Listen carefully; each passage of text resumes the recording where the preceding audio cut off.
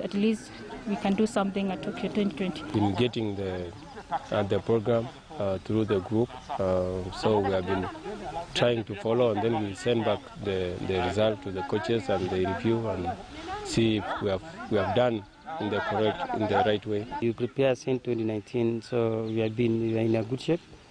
So now 2020, the corona is coming, so the shape is lower down, and so at least this year when open the camp, so at least a bit so we catch up, and our training is going on well.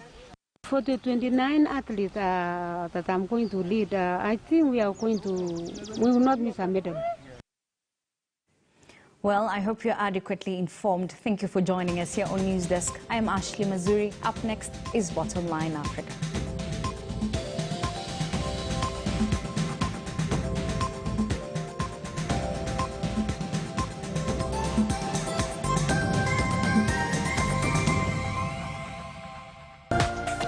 This is KTN News.